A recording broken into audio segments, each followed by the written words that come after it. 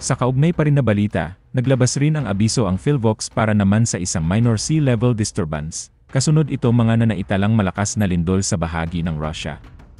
Kabilang sa mga inabisuhan ay mga coastal areas sa Pilipinas na nakaharap sa Pacific Ocean. Inaasahan ang hindi tataas isang metrong tsunami at posibleng mangyari ngayong hapon. Inabisuhan ang ilang mga lugar na lumayo sa mga coastal areas at magbantay sa mga unusual waves. Ang mga nakatira malapit sa shoreline ay inabisuhan ding pumunta sa mga mas ligtas na lugar.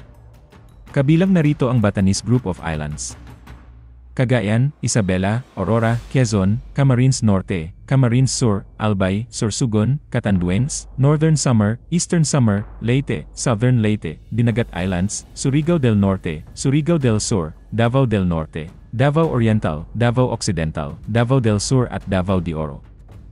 Ito ang sitwasyon sa Barangay Puro, Legazpi City, Albay ngayong hapon ng Miyerkules, kabilang ang Albay sa mga lugar na posibleng maapektuhan ng di tataas sa isang metrong tsunami wave matapos ang lindol sa Russia.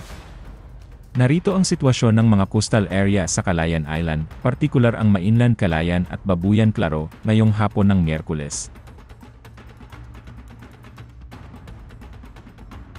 Ang tubig sa baybayin sa Barangay Sagurong, San Miguel Island sa Tabaco, Albay, kasalukuyang low tide na walang nakikitang abnormalidad.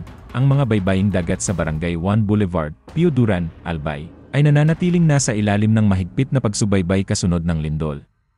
Ang lalawigan ng Albay ay kabilang sa mga lugar na kasama sa tsunami advisory ng PhilVox.